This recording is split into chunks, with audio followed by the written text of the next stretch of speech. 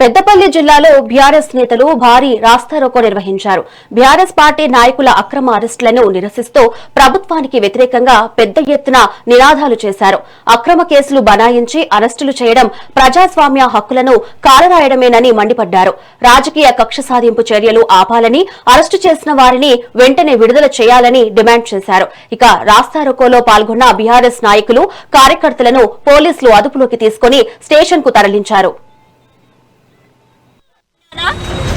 మరి నిన్ననే మనం చూసినాం హరీష్ అన్నని, ప్రవీణ్ కుమార్ సార్ని, ఇంకా చాలా మంది మాజీ మంత్రివర్యులని, బీఆర్ఎస్ ఎమ్మెల్యేలని, వీళ్ళందరినీ కూడా అప్రమత్తంగా అసలు అప్పటికప్పుడు సవాల్ ఇసిరితే కాంగ్రెస్ పార్టీ నాయకులు, కాంగ్రెస్ మంత్రులు సవాలు ఇసిరిల్లని చెప్పేసి మేము స్వీకరిస్తున్నాం, మేము వస్తున్నాము అని చెప్పేసి చెప్తే, మరి పోలీసులని ఉపయోగించుకొని పిరికి పందెం లెక్క పోలీసుల వెనకాల తోక ముడుచుకొని కూర్చున్నారు ఈ కాంగ్రెస్ నాయకులు.